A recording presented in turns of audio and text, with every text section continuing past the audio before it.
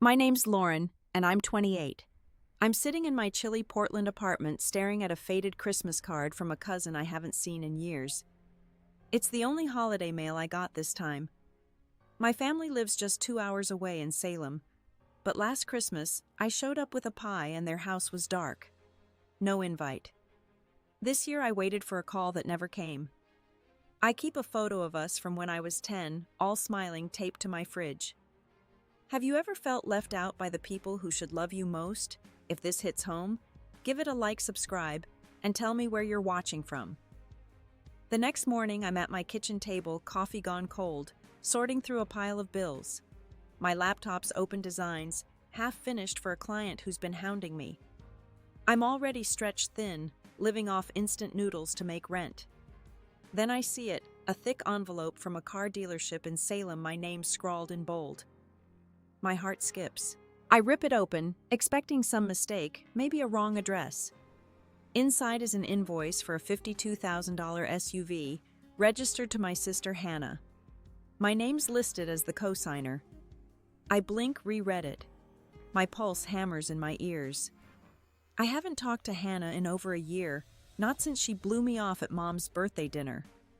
Why would I co-sign anything for her? My hands shake as I grab my phone and dial her number. It rings, then clicks to voicemail. Her cheery voice tells me to leave a message. I hang up, try again. Same thing. I text Mom Diane, my fingers fumbling. What's this invoice? Why's my name on it? No reply.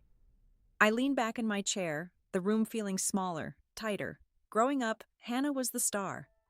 At 16, she got a car for her birthday while I worked double shifts at a diner to afford community college.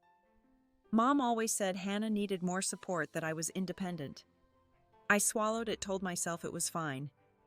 But this feels different, like a line's been crossed. I stare at the invoice, the numbers blurring. $52,000. I don't have that kind of money. I don't even have a car myself. I head to work, the invoice stuffed in my bag, my mind racing. At the design studio, I'm distracted, missing deadlines. My coworker Clara notices. She's 40, a single mom with a sharp laugh and a knack for reading people. Over lunch in the break room, I spill everything. Lauren, that's not right, she says, her fork paused midair. You didn't sign anything, did you? I shake my head. She leans in, voice low. Check your credit report, now. This smells like fraud. Her words hit hard. Fraud. From my own family, I want to argue, say, it's a mix-up, but the pit in my stomach grows. Back at my desk, I pull up my credit report on my phone, hands clammy. It loads, and there it is. A $52,000 auto loan, opened 3 months ago, dragging my score into the red. My breath catches. I feel like I've been punched. This isn't a mistake. Someone put my name on this, knowing I'd be stuck with it. I try Hannah again. Voicemail. I text Ethan, my older brother, hoping he'll know something. He's 32. Married, always distant, but less cruel than the rest. Did you know about Hannah's car? I type. He responds an hour later. Why are you freaking out? Just talk to Mom. No answers, just deflection. I slam my phone down, startling Clara. She slides her chair over. What's up, she asks. I show her the report. Her eyes narrow. You need to protect yourself, Lauren. This could ruin you. She's right, but I'm frozen. If I push this, if I call it what it is, fraud, it's war with my family. I think about Mom's cold stare when I asked for help with rent years ago, how she said I needed to grow up. I think about Hannah's smug smile when she got everything handed to her. But I also think about that photo on my fridge, the one I can't let go. We were a family once. Weren't we? Clara hands me a post-it with a lawyer's name. My friend Marcus, she says. He deals with stuff like this. Call him. I take it, but my chest tightens. A lawyer means admitting they betrayed me. It means no going back. I slip the note into my pocket, the invoice burning a hole in my bag. I'm not ready to decide, not yet. But as I stare at my screen, the numbers on that loan feel like a chain tightening around my life. I'm back in my apartment, the invoice spread out on my coffee table like evidence in a crime scene. The clock ticks past 8 and my phone's still silent. No calls, no texts from Mom or Hannah. I keep checking, hoping for an explanation, something to make this make sense. Clara's post-it with Marcus's number sits next to my keys, staring at me. I grab a glass of water, my throat dry, and pace the living room. My mind's a mess, replaying every family fight every time I felt invisible. I decide to drive to Salem. I need answers face to face. The 2-hour trip feels endless, my old hatchback rattling on the highway. I pass billboards for holiday sales, families smiling and matching sweaters. It stings. I pull up to Mom's house, the one I grew up in now, decked out with Christmas lights and a wreath on the door. It looks warm, inviting, but my stomach knots. I knock, clutching the invoice. Mom opens the door, her face souring when she sees me. "Lauren." "What are you doing here?" she asks, like I'm a stranger. I hold up the invoice, my voice shaky but firm. "Why's my name on this? I didn't sign anything for Hannah's car." She steps back, letting me in, but her eyes dart away. The living room smells like pine and cinnamon, a Christmas tree glowing in the corner. Hannah's on the couch, scrolling her phone, barely looking up. "Explain this," I say, tossing the invoice on the coffee table. Hannah glances at it, then at Mom, like they've rehearsed this. "You're making a big deal out of nothing," Hannah says, her voice sharp. "Mom said you'd help. You always do." I'm stunned. "Help? I'm drowning in my own bills." Mom chimes in, her tone clipped. "We needed your name, Lauren. Hannah couldn't get the loan herself. You owe us for everything we've done for you." I laugh, bitter, disbelieving. "Owe you? I've been on my own since I was 18. Greg, my stepdad, walks in from the kitchen, a beer in hand. He smirks, leaning against the wall. "You're good for it, Lauren. Stop whining." His words hit like a slap. I look around, noticing a framed photo on the mantel. Mom. Greg, Hannah, Ethan, and his wife Tara, all smiling at some event. I'm not in it. It's like I was erased. Ethan's there too, in the recliner, flipping through a magazine. I turn to him, desperate for an ally. "Did you know about this?" He sighs, not meeting my eyes. "You're overreacting. Just pay it and move on." My chest tightens. Even Ethan, the one I thought might understand, is against me. I grab the invoice, my hands trembling. "This isn't right," I say, my voice breaking. "You can't just use me like this." Mom crosses her arms. "You're being selfish, Lauren. Always so dramatic." Hannah snorts, muttering something about me being jealous. I want to scream, to throw something, but I'm outnumbered. I head for the door, their voices fading behind me. Outside, the cold bites my face. I get in my car, slamming the door, and sit there gripping the wheel. On the drive back, my phone buzzes. It's Clara checking in. "How'd it go?" she texts. I don't answer, not yet. I'm too raw, too angry. That photo on the mantel keeps flashing in my mind, proof I don't belong. But Clara's words from earlier echo too, "protect yourself." I pull over at a gas station, the neon lights harsh against the dark. I dig out the post-it and stare at Marcus's number. My finger hovers over my phone, heart pounding. I'm not ready to call, not tonight, but something's shifting. They think I'll roll over like always. They're wrong. I wake up the next morning with a headache, the kind that feels like my skull's splitting. My apartment's quiet, but my mind's screaming. That drive back from Salem last night left me raw, their words looping in my head. Selfish, dramatic, you owe us. I check my phone. Nothing from Mom or Hannah. Ethan's text is still there, telling me to pay it and move on. I want to throw the phone across the room, but I just set it down, hands shaking. Clara's post-it is still on my counter, Marcus's number taunting me. I can't keep avoiding this. I call him, my voice hoarse, as I explain the invoice, the $52,000 loan, my name forged on papers I never saw. Marcus is calm, professional, but his words hit like bricks. "This is serious, Lauren. We're looking at identity theft, possibly multiple counts. I'll need to dig into your financial history." My stomach churns. Multiple counts. What else have they done? By noon, I'm at his office. A cramped space downtown with stacks of files and a coffee maker humming. Marcus, a wiry guy in his 50s, pulls up my records. His face tightens as he scrolls. There's more, he says, turning the screen. A $10,000 credit card opened when I was 18, maxed out on purchases, I never made designer clothes vacation stuff I'd never afford. Then a $5,000 loan for Hannah's college tuition dated 2 years ago. My name's on both signatures forged in Mom's curling handwriting.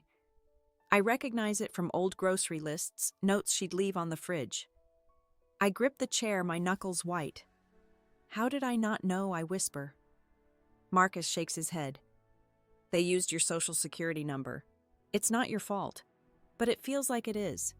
I was 18 working nights at a gas station trusting Mom when she said she'd handle my taxes. I was too tired, too naive to check.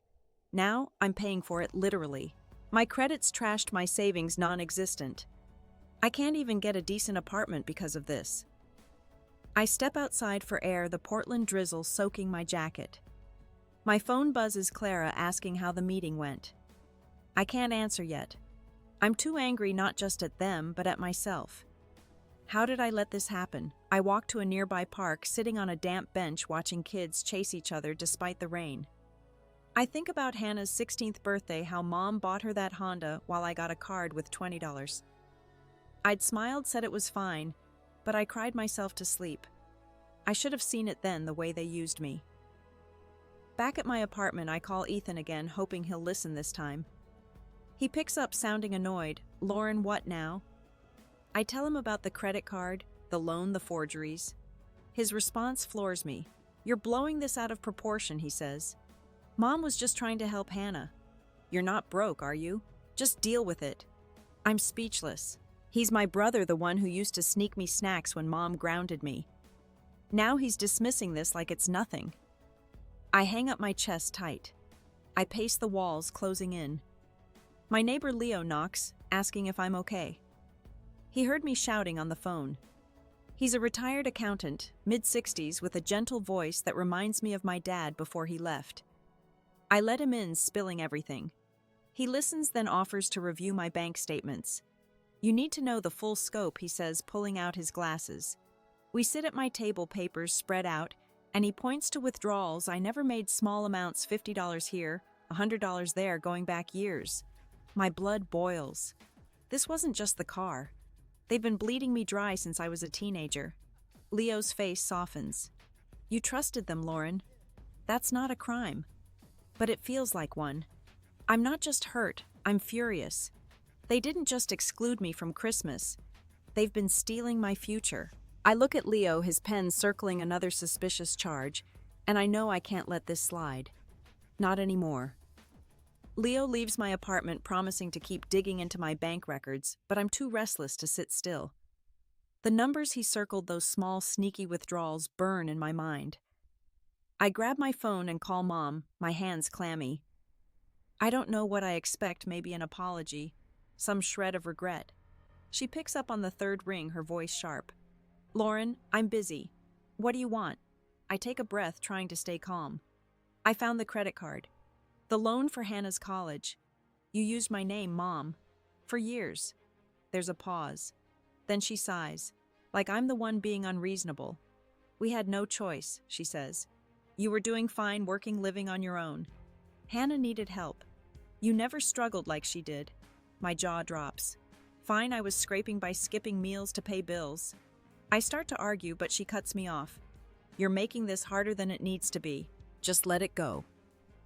Before I can respond, Greg's voice booms in the background. Tell her to stop being a brat, he yells. I hear Hannah laugh, a cruel biting sound that twists my gut. You're so jealous, Hannah says loud enough for me to hear. You can't stand that I'm happy. The line goes dead. I stare at my phone, my ears ringing, jealous, happy.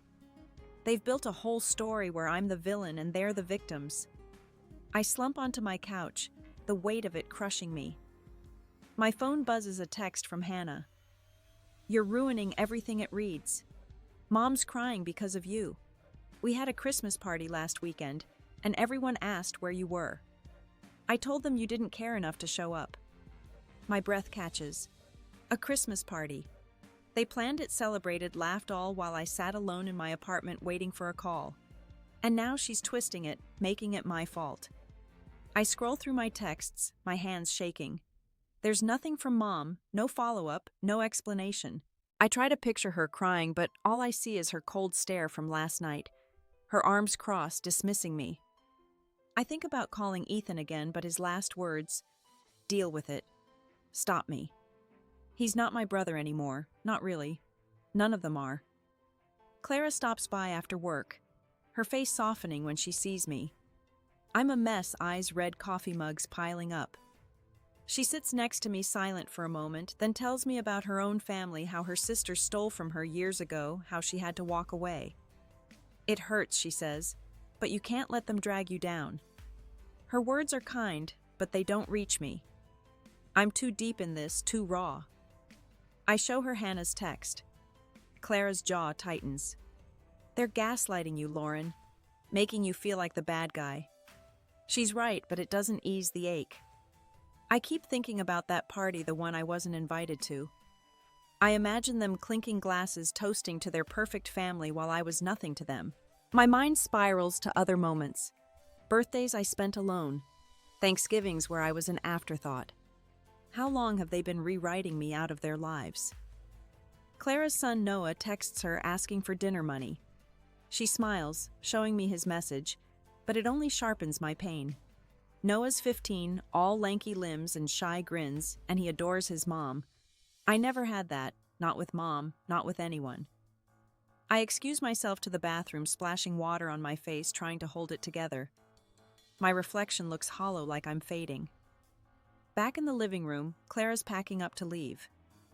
"Call Marcus tomorrow," she says. "Freeze your credit. Don't let them do this again." I nod, but my mind's stuck on Hannah's text, her laugh, Mom's excuses. They don't just want my money, they want me to disappear. I sink into my couch, the silence deafening my anger, boiling into something darker, something I can't name. I'm not sure how much more I can take. It's Saturday, and I'm driving to Salem for a charity event at the community center, a food drive I've attended since I was a kid. I don't want to go, not after Hannah's text and Mom's lies, but I need to get out of my apartment to breathe. Clara pushed me to come, saying it might clear my head. My hands grip the wheel, my stomach churning with dread. I tell myself I'll stay an hour, donate some canned goods, and leave. No one will notice me. The parking lot's packed when I arrive, families unloading boxes, kids running around with balloons. Inside the center's buzzing tables piled with donations, holiday music blaring. I spot familiar faces from high school neighbors I haven't seen in years. I keep my head down, dropping my bag of groceries at the donation booth. Then I hear it, Mom's voice, loud and proud, coming from the stage. I freeze.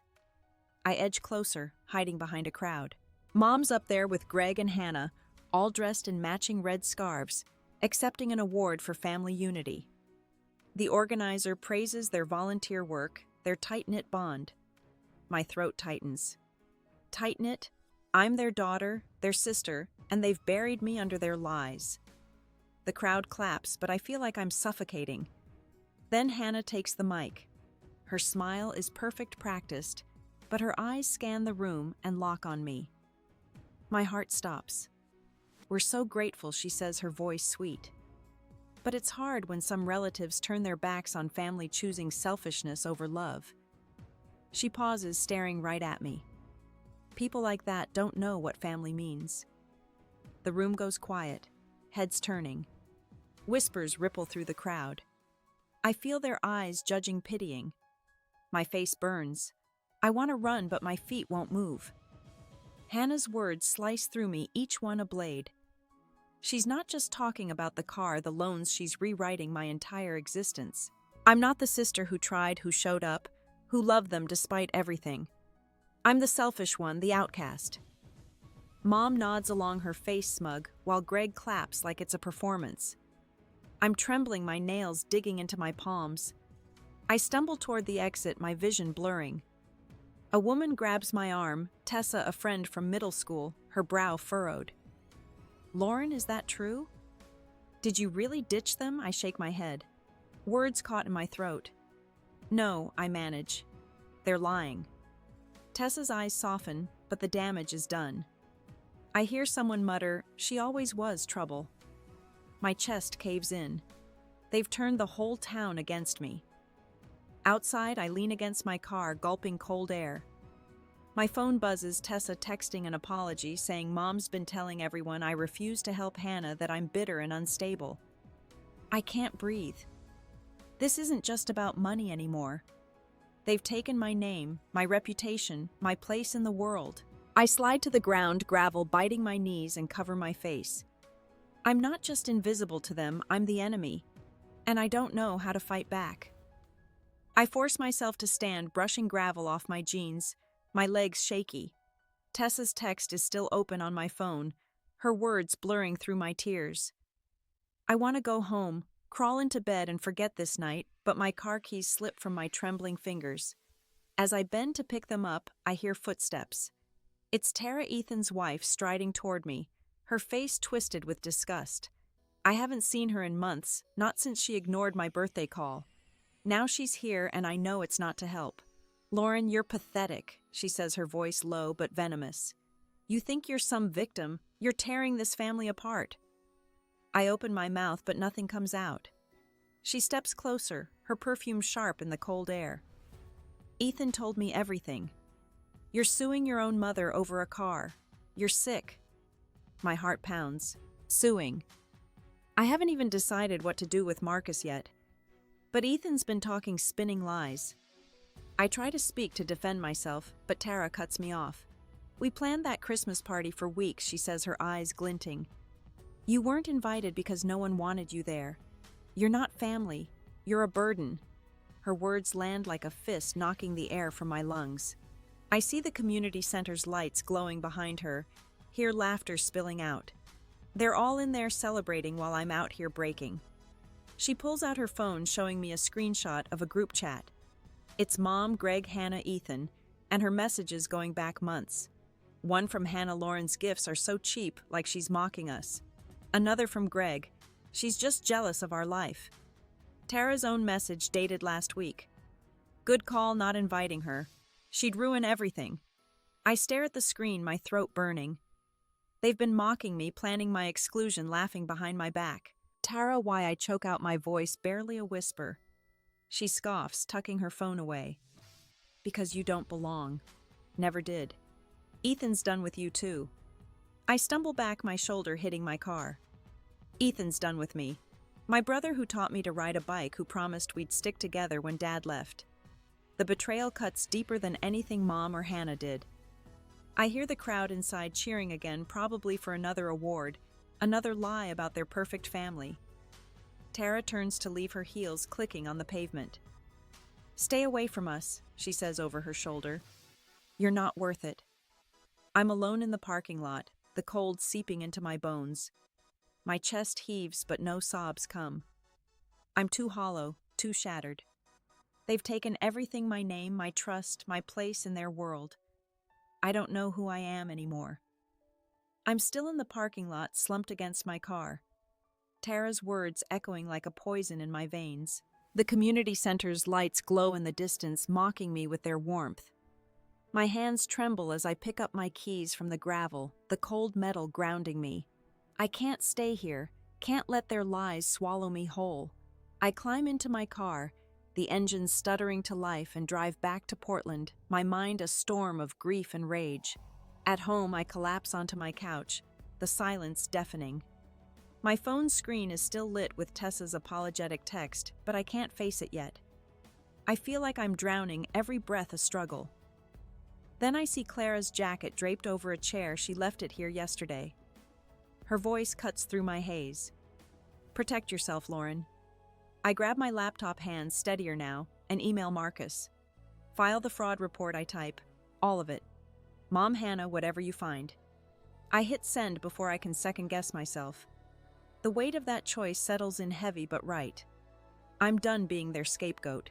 I pull up my bank's website and freeze my credit following Marcus's advice from our meeting. Each click feels like a small rebellion, a wall I'm building between me and their betrayal. My heart races. But it's not just fear, it's power flickering to life after years of being snuffed out. I need to know more to arm myself. I call the dealership's bank, the one tied to Hannah's SUV. The rep's voice is clinical as I explain the forged loan my name used without consent. "We can initiate repossession," she says after a pause. "Since you're listed as co-signer, you have that right." I swallow hard, picturing Hannah's face when she sees her precious car towed. "Do it," I say, my voice firm. "I'm done." The call ends, and I'm shaking, but not from weakness. It's like I've cracked open a door I didn't know existed. I dig through a box under my bed, pulling out an old journal from college. The pages are filled with dreams I buried, moving to a better apartment, opening my own design studio being enough. One entry stops me. "I just want Mom to see me." I trace the words, then rip the page out, crumpling it. That girl's gone. I don't need her approval anymore. Clara texts asking if I'm okay. I don't reply yet, but her support fuels me. I call Leo, my neighbor, who's been helping with my finances. He's up, his voice warm despite the late hour. "I'm fighting back," I tell him. "Can you help me rebuild my credit?" He chuckles, a sound like comfort. "Already got a plan, kid.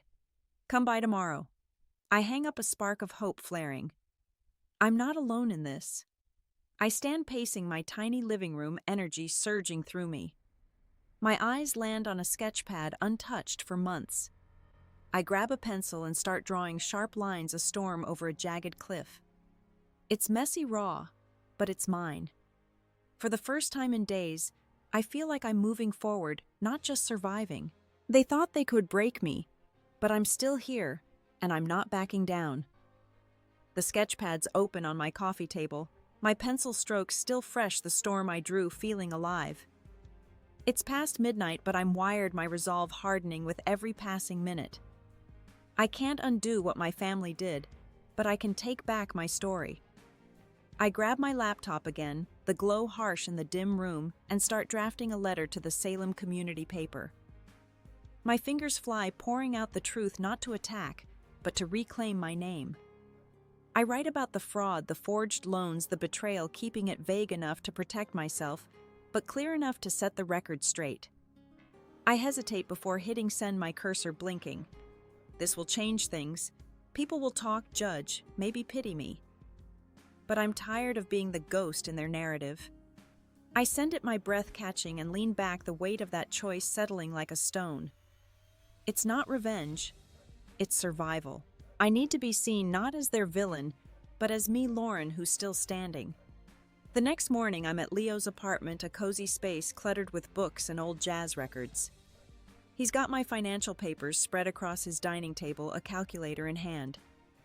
"You're doing the right thing," he says, adjusting his glasses. "Rebuilding takes time, but you're young. You'll get there." He shows me how to dispute the smaller charges, how to track my credit score's slow climb. His patience, his belief in me feels like a lifeline. I jot down every step, my handwriting steady for the first time in days. I check my phone. Tessa's texted saying she saw my letter on the paper's website. "It's brave, Lauren," she writes. I'm sharing it on my blog. My heart skips. Strangers are commenting, some calling me strong, others sharing their own stories of family betrayal. It's overwhelming, but it's proof I'm not invisible. I reply to a few, my fingers trembling with gratitude. These people, these voices are pulling me out of the dark. At work, Clara catches me smiling at my phone. "What's got you glowing?" she asks, leaning against my desk. I tell her about the letter, the bank call, Leo's help. Her eyes light up. "That's my girl," she says, squeezing my shoulder. She invites me to her family's Christmas dinner, no pressure, just a seat at her table. I don't commit yet, but the offer warms me like a promise of something better. Later, I'm walking home when my phone buzzes, a voicemail from Hannah. Her voice is shrill, accusing me of destroying her life, of taking her car. "You're heartless," she spits. I delete it mid-sentence, my pulse steady. Her anger can't touch me anymore. I stop at a corner store, buying a small canvas and some paints, something I haven't done since college. The clerk, an older woman, smiles as she rings me up. "Making something special?" she asks. "Yeah," I say. "Something for me."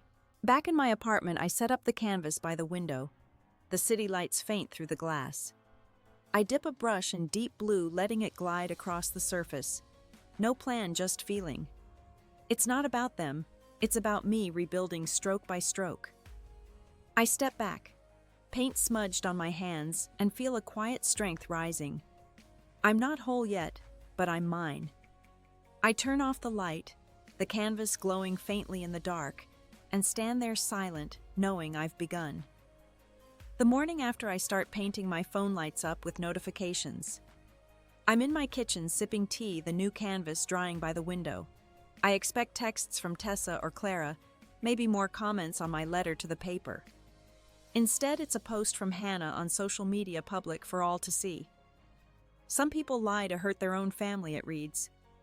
My sister's trying to ruin me, saying I stole from her. Don't believe her. She's always been a drama queen. My stomach twists, the tea turning bitter in my mouth. I scroll through the comments, strangers siding with her, calling me a liar, a jealous sibling. A few locals I recognize chime in saying they always knew I was trouble. My hands shake as I set the phone down. I knew Hannah was angry, but she's dragging my name through the mud and people are eating it up.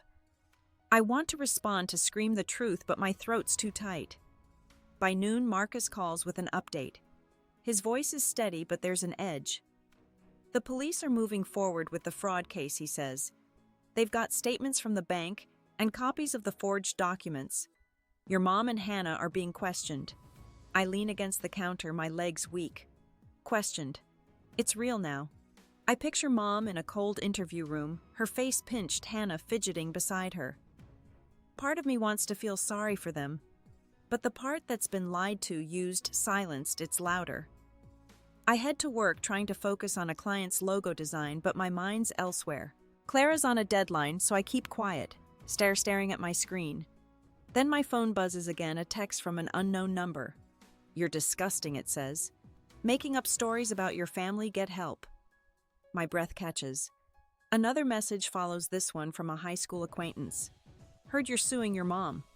That's low, Lauren. I turn my phone face down, my chest tight. Hannah's post is spreading and I'm the one paying the price. At lunch, I slip out to a nearby coffee shop, needing air. The barista, a guy I've seen before, gives me a strange look like he knows something. I wonder if he's seen Hannah's post too. I take my coffee to a corner table, staring out the window at people rushing by, their lives untouched by this mess. I feel exposed, like every glance is a judgment. My letter was supposed to clear my name, but it's only made things worse. Back at my apartment, I find a note slipped under my door. It's from Leo, saying he's found more discrepancies in my old bank statements and wants to meet. I should feel grateful, but I'm numb. I sit on my couch, the canvas across the room, catching the afternoon light. I painted it to feel free, but now it feels like a lie. My family's not just fighting back, they're rewriting who I am, and the world's listening. I check my email, hoping for something to lift me. There's a message from Tessa saying she's organizing a fundraiser to help with my legal fees. People believe you, she writes. Don't give up. Her kindness stings because it shows how alone I've been. I want to feel strong like I did last night, but Hannah's post, those texts, the barista's stare, they're piling up heavy as stone. I close my laptop, my reflection faint in the screen. I'm fighting for myself, but it's costing me everything, and I don't know if I'm ready for what comes next. I'm standing in my kitchen, Tessa's email still open on my laptop, when my phone vibrates against the counter. It's Ethan. My heart lurches. I haven't heard his voice since he told me to deal with it. I almost don't answer, but something pulls my hand to the phone. Lauren, he says, his tone flat. We need to talk. I wait silent, bracing myself. You've gone too far, he continues. This fraud nonsense, the police. You're destroying us. I'm done with you. The line cuts off before I can speak. I stare at the phone, his words sinking in like ice. Done with me. My brother, the one who carried me on his shoulders at summer fairs, who swore we'd always have each other. I sink into a chair, my legs heavy. I don't cry, there's nothing left for that. It's just a quiet, hollow ache, like a door slamming shut for good. I try to work sketching a client's banner, but my lines are shaky, uneven. Clara notices when she swings by during her break. She doesn't push, just sets a bag of takeout on my table. Dumplings my favorite. Eat, she says softly, her eyes searching mine. I nod, but the food sits untouched. She mentions Noah, her son, asking about me, wanting to know if I'm okay. It's sweet, but it sharpens the sting of Ethan's call. Noah's just a kid and he cares more than my own family. Later, I walk to the mailbox, needing to move. The air's crisp, the streetlights casting long shadows. A neighbor I barely know passes by, her glance quick, then averted. I wonder if she's seen Hannah's post, if she thinks I'm the monster they say I am. At the mailbox, I find a letter, no return address. My hands hesitate, then tear it open. It's from Mom. Handwritten, her script tight and slanted. Lauren, please stop this, it reads. You're hurting us. I'm sorry if we upset you, but you're breaking my heart. I stand there, the paper trembling in my hands. Sorry if we upset you. Not for the loans, the lies, the years of taking. Just for my reaction, like I'm the one who's wrong. I fold the letter, slip it into my pocket, and walk back slowly. My apartment feels smaller when I step inside, the walls pressing in.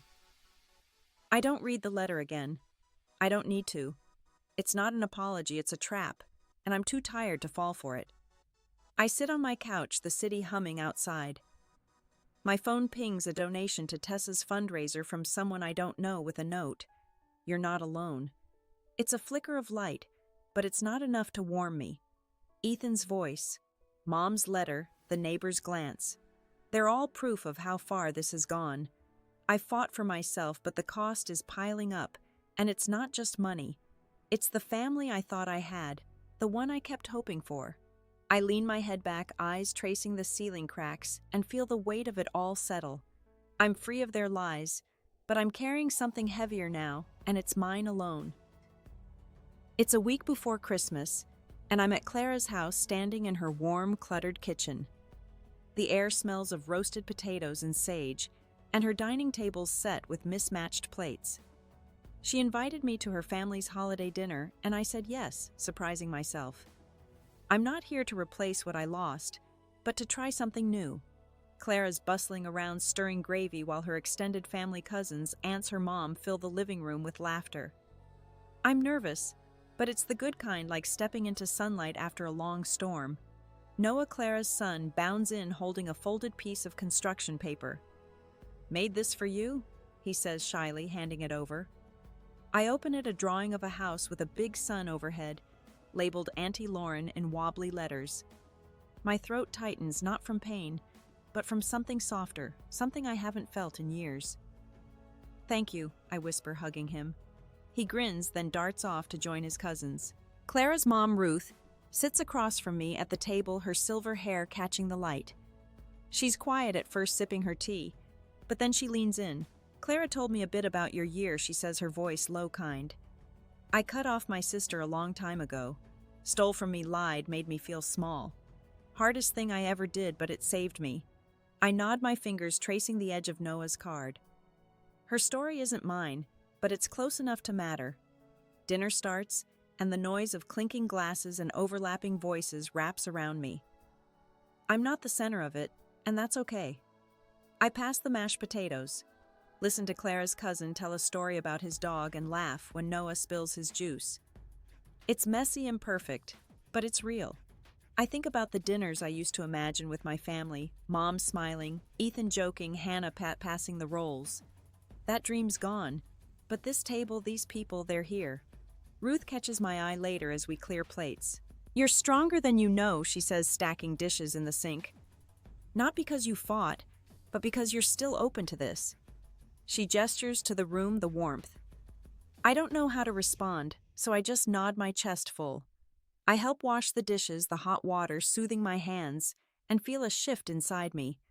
I'm not fixed, not whole, but I'm present, and that's a start. As I leave, Clara presses a container of leftovers into my hands. You're family now, she says, her smile steady. I walk to my car, the night air sharp, Noah's card tucked in my coat pocket. The stars are out, faint above the city glow. I don't feel like the Lauren who waited for a call that never came. I'm someone new. Someone who can sit at a table and belong, even if it's just for tonight. Back in my apartment, I set Clara's leftovers on the counter and slip Noah's card onto my fridge, its bright colors stark against the faded magnets. The quiet feels different tonight, not heavy but soft like a blanket. I'm not ready to face work tomorrow, so I call in sick, giving myself a day to breathe. I need to sort through what's left of me to find the pieces worth keeping. I pull out a notebook, not my old journal, but a new one, its pages blank and waiting. I start writing not about them, but about me. What I want, what I'm scared of, what I'm learning. My pen moves slowly, words spilling out. I want a life that's mine, not shaped by their shadows. I'm scared of being alone forever, but I'm more scared of losing myself again.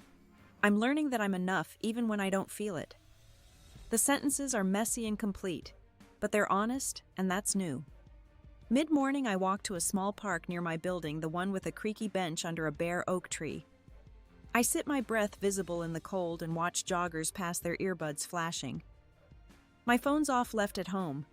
I don't want distractions, not today. I think about therapy, something Marcus suggested last week. I've booked a session with a woman named June starting next month. It's a step, not a fix, but it feels like planting a seed, something that might grow if I let it. A kid kicks a soccer ball nearby, his dad cheering him on. I don't flinch or look away like I might have before. I just watch, letting their joy exist without comparing it to what I didn't have. My hand slips into my pocket, brushing against a folded envelope, Mom's letter, the one I haven't reopened. I pull it out, its edges worn. I don't read it. I tear it into small pieces, letting them flutter into a nearby trash can. The act is small, but it's mine, and it's final. Back home, I open my closet, digging out a box of keepsakes I've avoided for years. Inside are birthday cards, a few from Mom, their messages short and generic. I don't linger. I stack them neatly and set them aside for recycling. There's no anger, no tears, just a calm certainty that they don't belong here anymore. I keep one thing, a tiny clay figurine I made in high school, a lopsided bird. It's flawed, but I loved making it. I set it on my windowsill where it catches the afternoon light. I sit by the window, the city humming below, and feel my shoulders loosen. I'm not healed, not yet, but I'm not running either. I'm here in this moment with my notebook, my bird, my choices. The world outside keeps moving, and I'm part of it, not stuck in their story. I close my eyes, the silence wrapping around me, and for the first time it feels like home. It's early January, and I'm standing in a small gallery downtown, my heart pounding in a way that feels alive, not afraid.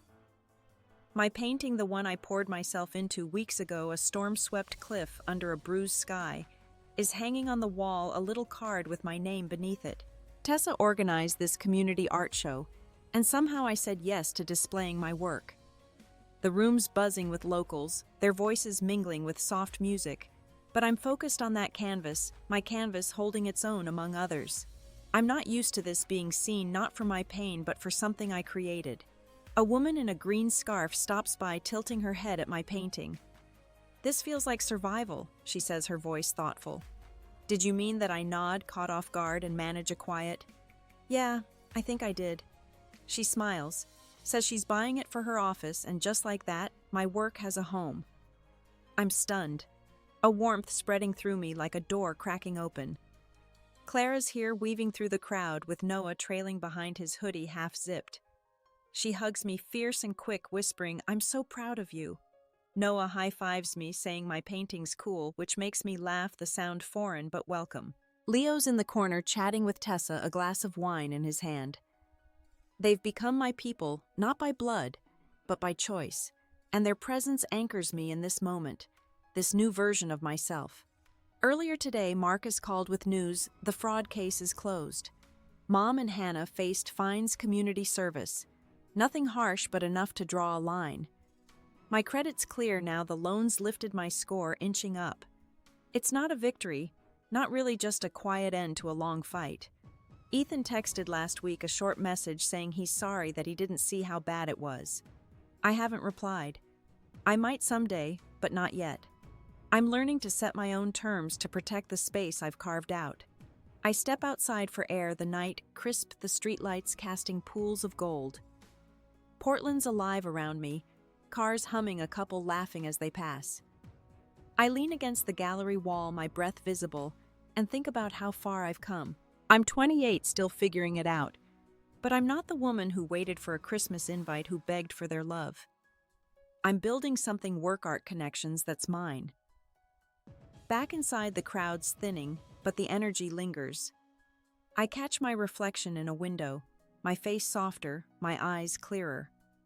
I'm not perfect, not healed, but I'm here, showing up for myself. The gallery lights dim, and I take a slow breath, feeling the ground steady beneath me.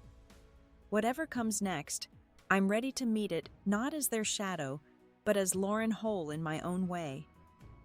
The art show winds down, and I help Tessa stack chairs, the clatter echoing in the now quiet gallery. My painting's gone, packed up for its new owner, but I feel fuller, not empty. I drive home under a sky dusted with stars, my car's heater humming softly. My apartment greets me with its familiar creaks, but it's not a cage anymore. I light a small candle, its glow flickering across my kitchen, and sit at my table, a blank sketchbook open. I don't draw yet, just let the moment settle, heavy with possibility. I think about the past year, not the pain, but what it carved out of me. I used to believe love meant holding on no matter how much it hurt. I'd cling to their scraps, Mom's half smiles, Hannah's rare kindness, Ethan's promises, thinking that's what family was. But love isn't a debt you pay with your soul, it's a choice, and so is letting go. I chose myself not out of anger, but because I deserve to breathe free. That's what I've learned: you can love someone and still walk away if they're breaking you. It's not about being right or winning. It's about knowing your worth, even when it's messy, even when it's hard. I'm still learning to trust that worth, to believe I'm enough without their approval. Some days I falter, wondering if I could have tried harder, been softer. But then I remember Noah's card, Clara's laugh, the stranger who bought my painting. They see me, not the story my family told. And I'm starting to see myself too, a woman who's flawed, but trying, who's building a life one quiet step at a time. I flip open my sketchbook, sketching a single line curved like a horizon. It's enough for now. I blow out the candle, the smoke curling upward, and stand by my window, the city a soft hum below. I'm not running from their shadows anymore. I'm here, rooted, ready for whatever comes. The world feels wide, not small, and I'm part of it, carrying my own light. What's a moment you chose yourself, even when it hurt? Drop it in the comments. I read every one, and I'd love to hear your story. If this resonated, give it a like, subscribe, and maybe share it with someone who needs to know they're not alone. Thank you for listening, for being here. Here's to finding our way, one step at a time.